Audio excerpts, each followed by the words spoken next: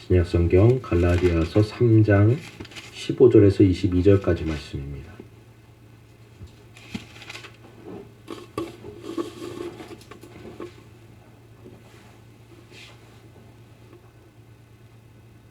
갈라디아서 3장 15절에서 22절까지 말씀 한 절씩 교독해서 읽겠습니다. 제가 먼저 읽습니다.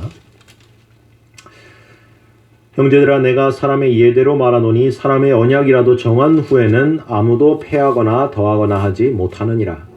이 약속들은 아브라함과 그 자손에게 말씀하신 것인데 여럿을 가리켜 그 자손들이라 하지 아니하시고 오직 한 사람을 가리켜 내 자손이라 하셨으니 곧 그리스도라. 내가 이것을 말하노니 하나님께서 미리 정하신 언약을 430년 후에 생긴 율법이 폐하지 못하고 그 약속을 헛되게 하지 못하리라. 만일 그 유업이 율법에서 난 것이면 약속에서 난 것이 아니라 그러나 하나님의 약속으로 말미암아 아브라함에게 주신 것이라. 그런즉 율법은 무엇이냐? 범법함으로 더하여진 것이라. 천사들을 통하여 한 중보자의 손으로 베푸신 것인데 약속하신 자손이 오시기까지 있을 것이라. 그 중보자는 한편만 위한 자가 아니나 하나님을 한 분이시니라. 그러면 율법이 하나님의 약속들과 반대되는 것이냐? 결코 그럴 수 없느니라. 만일 능히 살게 하는 율법을 주셨더라면 의가 반드시 율법으로 말미암았으리라. 그러나 성경이 모든 것을 죄 아래 가두었으니 이는 예수 그리스도를 믿음으로 말미암는 약속을 믿는 자들에게 주려 함이라. 아멘. 율법과 성경을 통해서 깨닫게 되는 우리 모든 사람들의 그 죄의 성향이 있습니다.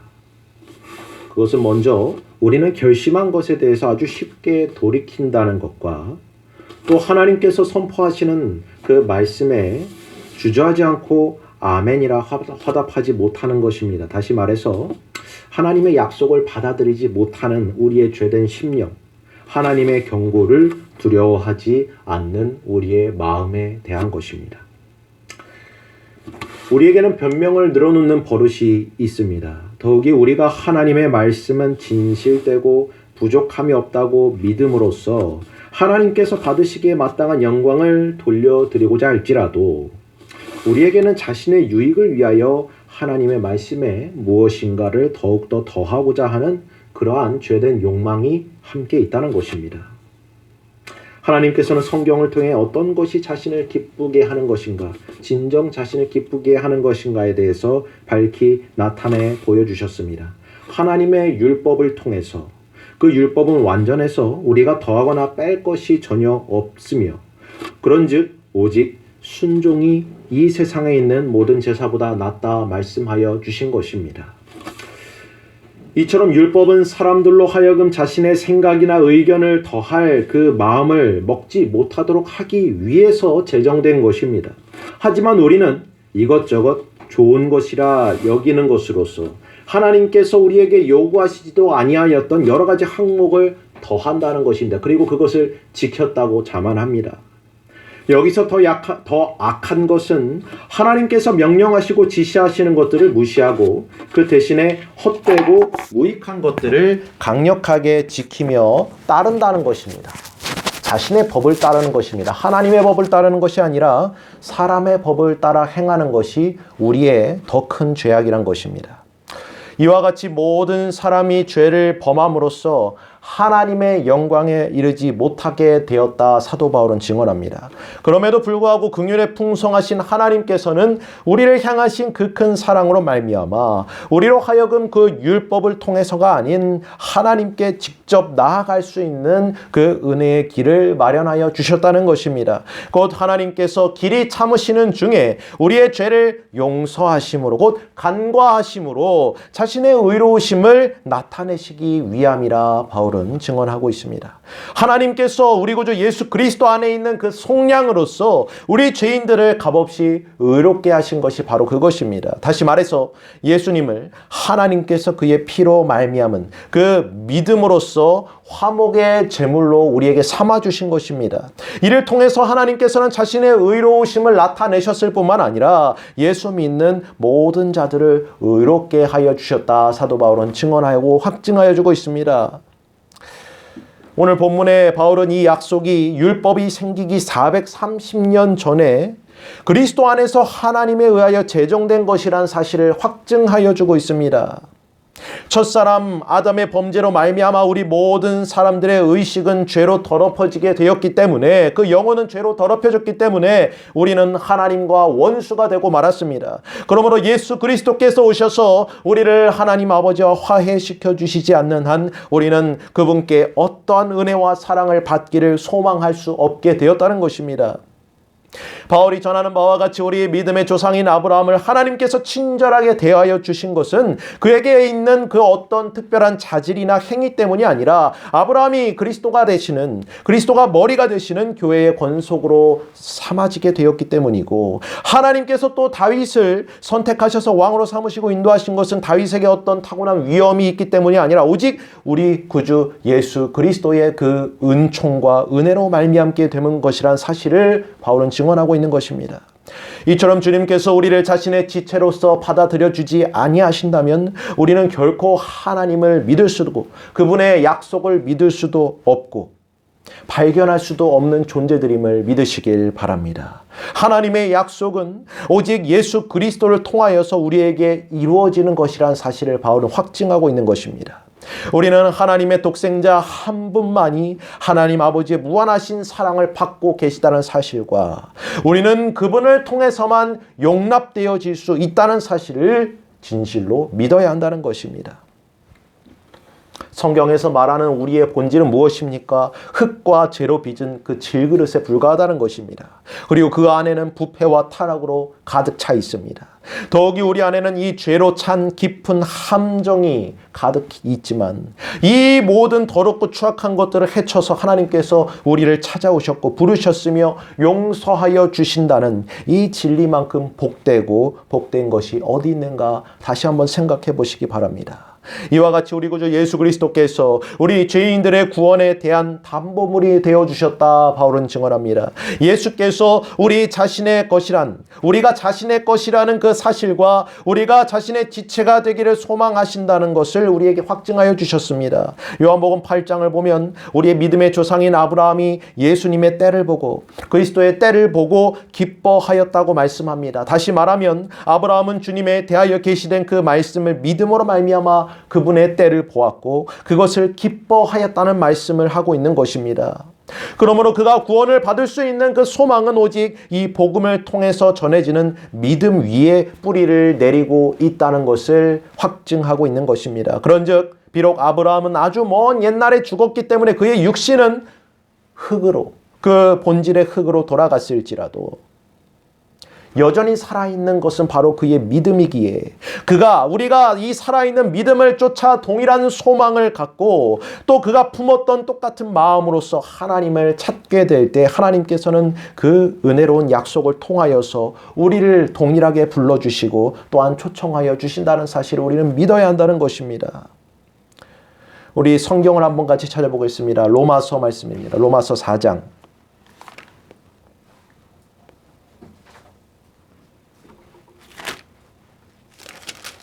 로마서 4장 16절에서 25절 말씀입니다.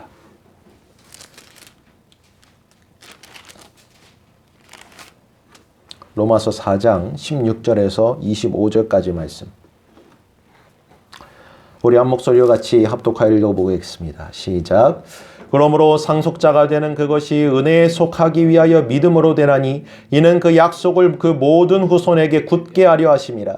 율법에 속한 자에게뿐만 아니라 아브라함의 믿음에 속한 자에게도 그러하니 아브라함은 우리 모든 사람의 조상이라. 기록된 바 내가 너를 많은 민족의 조상으로 세웠다 하심과 같으니 그가 믿은 바 하나님은 죽은 자를 살리시며 없는 것을 있는 것으로 부르시는 이시니라.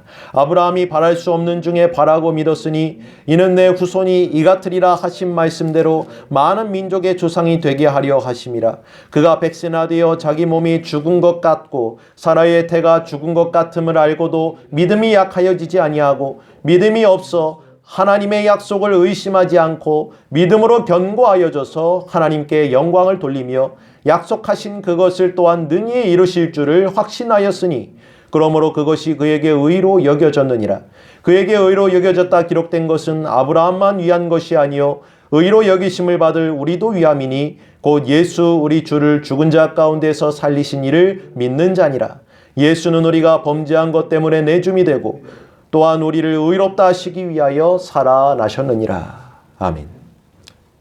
실제로 아브라함은 이 땅에서 그에게 약속된 좋은 것들을 누리지 못하였고 사도행전에서 스데반 집사가 말씀하는 바와 같이 이 땅에서 발붙일 만한 그 유업도 얻지 못하였다 증언하고 있습니다. 그럼에도 불구하고 그는 갈 바를 알지 못했음에도 믿음으로 나아갔습니다.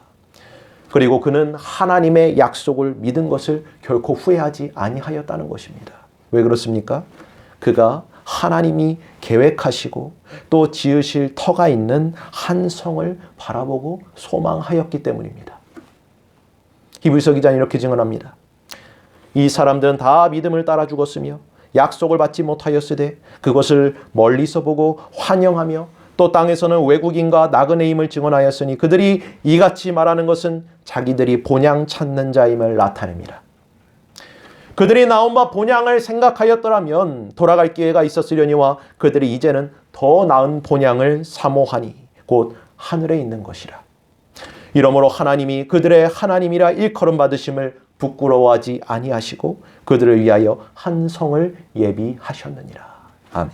사랑하는 성도 여러분, 우리가 이 땅에서 여러 가지 극한 상황과 환경으로 내몰리게 되고 환난과 고통 가운데 처하게 될지라도 우리에게 소망, 그 영원한 소망이 있는 것은 바로 우리 믿음의 조상들, 믿음의 선진들이 걸어간 그 발자취가 지금 우리에게 밝히 보여져 있기 때문임을 믿으시길 바랍니다.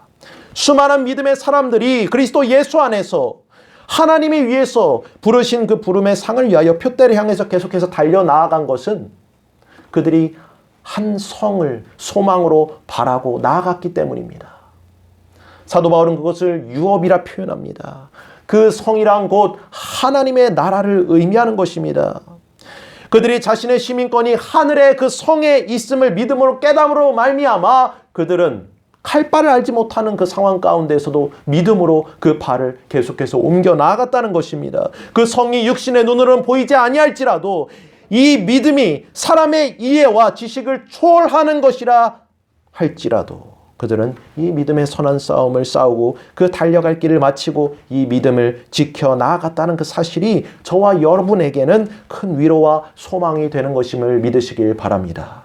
그런즉 바울은 만일 그 유업이 율법에서 난 것이라면 약속에서 난 것이 아니라 확증합니다. 이 유업이란 하나님께서 우리 죄인들에게 베풀어 주시는 그 긍휼입니다. 본래 우리가 저주받을 자들이고 저 지옥의 땅 끝에 영원한 형벌과 그 죽음을 유업으로 받을 자들이었습니다. 그러나 하나님의 은혜와 긍휼의 약속 가운데에 우리 구주 예수 그리스도를 통하여 하나님께서 우리를 자녀 삼아 주심으로써 우리는 하나님의 나라를 유업으로 상속받을 수 있게 되었다는 것입니다. 이처럼 우리 구주께서 만유의 상속자가 되어주심으로 그 은혜를 우리에게 베풀어 주셨습니다. 히브리서 2장 14절 16절에 자녀들은 혈과 육에 속하였음에 그도 또한 같은 모양으로 혈과 육을 함께 지니심은 죽음을 통하여 죽음의 세력을 잡은 자, 곧 마귀를 멸하시며 또 죽기를 무서워함으로 한평생 매여서 종로로 타는 모든 자들을 놓아주려 하심이니 이는 확실히 천사들을 붙들어 주려 하심이 아니요 오직 아브라함의 자손을 붙들어 주려 하심이라. 아멘. 사랑하는 성도 여러분, 이 축복의 유업은 오직 믿음으로 말미암아 얻어지는 것임을 꼭 확신하시고 또한 그것을 믿으셔야 합니다. 하나님께서 우리에게 주신 모든 약속은 오직 하나님께서 거저 주시는 그 긍휼로 말미암은 것입니다. 그런즉 우리에게는 하나님의 나라를 소유할 수 있는 그 권한을 자랑할 만한 그 어떠한 선한 것도 없음이 먼저 우리에게 고백되어져야 한다는 것입니다. 내가 하나님의 자녀로 부르심을 받았으니 마땅히 그 권리를 누리고 또한 그것을 자랑하고 그것이 선행되는 것이 아니라 먼저 우리에게는 이 하나님의 나라를 상속받을 수 있는 그런 자격이 없는 그러한 죄인됨이 고백되고 또한 인정되어지고 하나님 앞에 그와 같이 죄인의 자리로 나아가야 한다는 것입니다. 이를 진정으로 우리가 믿고 고백한다면 우리는 하나님께 겸손해질 수밖에 없습니다. 하나님께서 우리에게 허락하시는 것들, 그게 선한 것이든 악한 것이든 우리가 느낄지도 그럴지라도 모든 것이 하나님이 우리에게 허락하시는 것은 좋은 것이요 또한 선한 것이요 은혜의 선물이라는 것에 우리가 감사할 수밖에 없는 것, 그것이 겸손해지는 것입니다. 우리에게 질병이 찾아오고 또 우리의 모든 재물이 다 사라지고 빚 가운데 우리가 처하게 될지라도 우리의 모든 환경과 상황이 도저히 납득할 수 없는 그런 모든 상황에 처하게 될지라도 우리에게 감사가 넘치게 되는 것이 바로 겸손인 것입니다. 우리에게 겸손의 마음이 있으니까 이 겸손의 마음이 없다면 결국 무슨 얘기냐면 우리가 죄인됨을 시인하지 않는 것입니다. 우리에게 불평과 불만이 가득하고 왜 나에게 이런 시련과 시험이 다가오는가, 그것에 대해서 낙심하고 또한 절망 가운데 있다면 우리는 이 겸손의 자리에서 멀어져 있는 것입니다. 그것을 우리는 알아야 됩니다.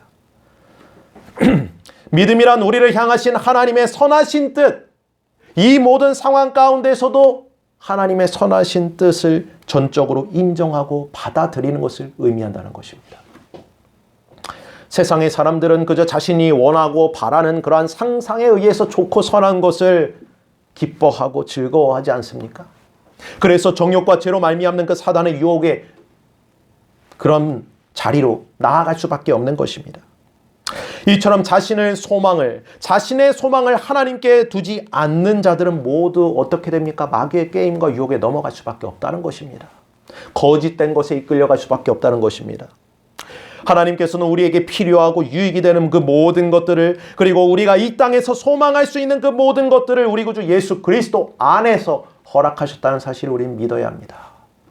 따라서 우리 모든 성도들은 하나님께서 그리스도 안에서 우리를 택하시고 우리로 사랑 안에서 그 앞에 거룩하고 흠이 없게 하시기 위하여서 그 기쁘신 뜻대로 예정하셔서 주님 안에서 자녀 삼아 주신 것, 그가 사랑하시는 자 안에서 우리에게 거저 주시는 그 은혜를 우리는 날마다 힘입어야 한다는 것입니다. 그것이 우리에게 겸손하여지는 은혜입니다. 사랑하는 성도 여러분, 우리는 이처럼 그리스도 예수 안에서 그 은혜의 풍성함을 따라 그 보혈로서 속량 곧 죄사함을 받은 자들임을 믿으시길 바랍니다. 그런즉 우리는 모든 일을 그의 뜻대로 결정대로 일하시는 그분의 계획을 따라서 그 안에서 하나님의 나라를 유업으로 상속을 받게 되었다는 이 사실이 우리에게 이로써 확증되어지는 것입니다.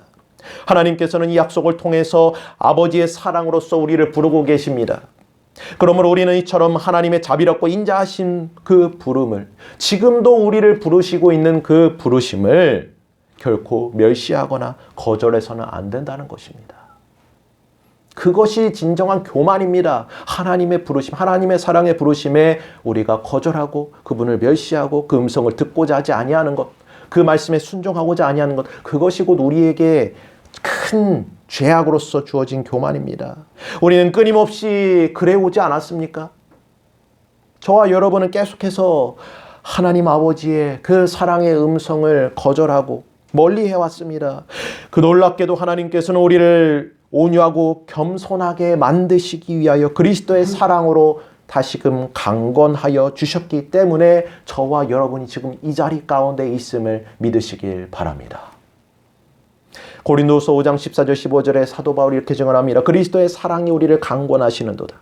우리가 생각하건대 한 사람이 모든 사람을 대신하여 죽었은즉 모든 사람이 죽은 것이라. 그가 모든 사람을 대신하여 죽으시면 살아있는 자들로 하여금 다시는 그들 자신을 위하여 살지 않고 오직 그들을 대신하여 죽었다가 다시 살아나신 이를 위하여 살게 하려 하심이라.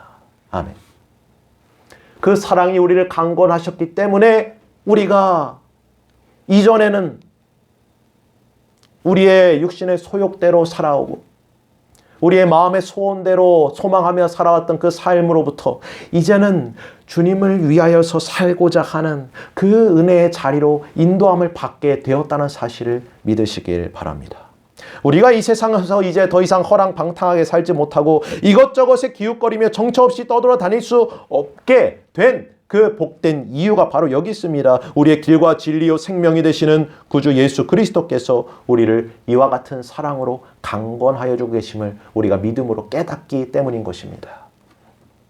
그러므로 우리 모든 성도들은 이 사랑 안에서 하나님 앞에 우리 구주 예수 그리스도를 통해서 우리에게 주시겠다는 그 긍휼과 은혜를 날마다 겸손하게 구해야 하고 또 죄사함의 은총을 날마다 힘입어야 한다는 것입니다. 이처럼 하나님께서는 우리로 하여금 자신의 무한하신 그 은혜를 받아들이시게 할 목적으로서 우리를 여러 환경과 상황을 통해 겸손하게 만드신다. 그것을 우리가 인정하고 고백해야 한다는 것입니다. 그런즉 우리가 이제 복된 이 진리 가운데서 믿음으로 행해야 할 일은 너무나도 명확하지 않겠습니까? 이것은 바로 우리의 믿음의 주요 또 우리를 온전하게 하시는 분 바로 우리 구주 예수 그리스도를 바라보는 것입니다. 우리 말씀 한번 더 찾아봅시다. 히브리서 12장 말씀 한번 봅시다.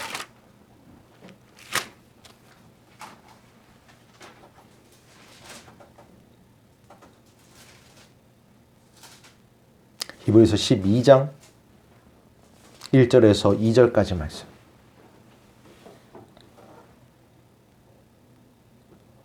같이 한 목소리 읽습니다. 시작.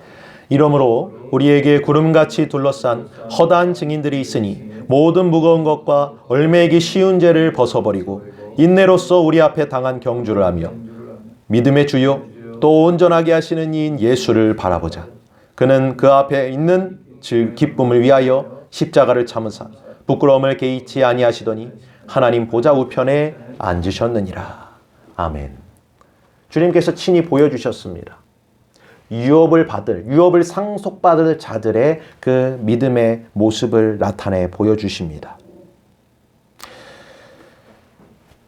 우리가 이 믿음 안에서 살아간다는 것, 또 그 유업을 받은 자의, 상속받은 자의 삶을 살아간다는 것이 바로 이러한 것입니다.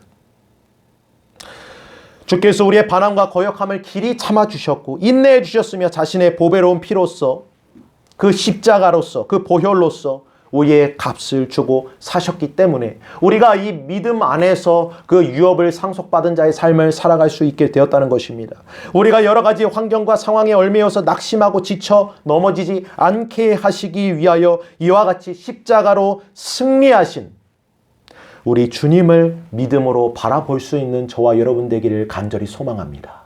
이것이 유업을 받은 자들, 상속받은 자들의 그 믿음의 모습입니다. 저와 여러분이 모두가 하나님께서 자녀들에게 말하듯이 하시는 그 권면을 우리는 이 시간 기억하고 받아들여야 한다는 것입니다. 그 뒤에 5절, 6절을 보면 내 아들아 주의 징계하심을 경히 여기지 말며 그에게 꾸지람을 받을 때 낙심하지 말라. 주께서 그 사랑하시는 자를 징계하시고 그가 받아들이시는 아들마다 채찍질 하신다 말씀합니다. 사랑하는 성도 여러분, 예수 그리스도를 믿음으로 말미암는 유업을 약속으로 상속받은 저와 여러분은 모두가 하나님의 자녀임을 믿으시길 바랍니다. 하나님의 자녀로서 우리가 부르심을 받았기 때문에 아버지께서는 우리를 자신의 거룩함에 참여하게 하시기 위하여서 우리에게 유익이 되도록 징계를 허락하신다는 것입니다. 만일 우리에게 이러한 징계가 없다면, 만일 모든 자녀가 받는 징계를 우리가 받지 않는다고 하면 우리는 결국 하나님의 참된 자녀가 아니라는 것이 증거되는 것임을 우리가 믿어야 한다는 것입니다. 그러므로 우리에게 고난이 닥쳐오고 우리에게 환난이 닥쳐올 때 우리가 더 기뻐하고 감사할 수 있고 더 겸손해지는 그 은혜가 바로 여기에 있는 것입니다. 이 진리를 통해서 우리가 깨닫게 되는 것, 너무나도 감사한 것이 바로 이것입니다. 오 주님, 내가 이를 통해서 진정 하나님의 자녀됨을 고백하게 됩니다. 이전에는 그저 불평과 불만으로 왜 나에게 이런 고난과 고통이 찾아오는가, 왜 나한테 이런 시련이 찾아오는가 원망하고 불평했지만 이제는 이 진리 안에서, 이 복된 복음 안에서 내가 하나님의 자녀됨으로 말미암아 이러한 하나님의 징계가 나에게 허락되어지는 것에 감사합니다. 고백할 수 있는 것입니다. 그것이 진정한 하나님의 자녀된 우리의 삶의 모습입니다. 죄를 안 지을 수 있으면 너무 좋겠죠. 하지만 우리가 이 땅에 살아가면서 이 육신을 입은 한 죄는 계속해서 우리를 유혹할 것이고 또 우리는 또 죄에 유혹될 수 있는 그런 가능성 가운데 있습니다. 그렇지만 그럼에도 불구하고 우리가 날마다 감사할 수 있는 이유는 그 징계하심 가운데에서 우리가 다시금 회복되고 새롭게 될 것이란 소망이 있기 때문인 것입니다. 우리의 죄로 인하여서 징계를 받음으로 괴로운 가운데 처하게 될지라도 하나님께서는 우리의 이 죄악 가운데에서도 징계를 통해 다시금 선으로 유익하게 만들어 주신다는 것입니다. 그것이 우리의 자녀들에게 약속으로 주어져 있습니다. 그러므로 이 연단으로서 마침내 의와 그 평강의 열매를 맺게 될 것이라 히브리서 기자는 확증하여 주고 있습니다. 그러므로 사랑하는 성도 여러분, 우리 모두가 이와 같이 믿음으로 주님을 바라보므로 이제는 이 피곤한 손과 연약한 무릎을 일으켜 세울 수 있는 그 담력을 얻으실 수 있기를 간절히 소망합니다. 주께서 그리하실 것입니다. 담대히 하나님의 보좌 앞에 나아갈 수 있도록 주님께서 우리를 인도해 주실 것입니다. 우리 모두는 반드시 고침을 받고 회복되게 될 것을 믿으시길 바랍니다. 왜냐하면 우리는 유업을, 하나님의 나라를 유업으로 상속받게 된 하나님의 자녀로 부르심을 받았기 때문입니다. 그런즉 모든 사람과 더불어서 우리가 주님의 사랑 안에서 이러한 화평으로 의의 화평의 열매를 맺어 나아가며 주님의 거룩하심을 따라 겸손하게 또한 온유함으로 이 땅 가운데에서 믿음의 삶을 끝까지 그 경주를 끝까지 승리로서 이루어 나아가는 저와 여러분의 모든 삶 되시기를 간절히 소원하며 이 말씀을 드립니다.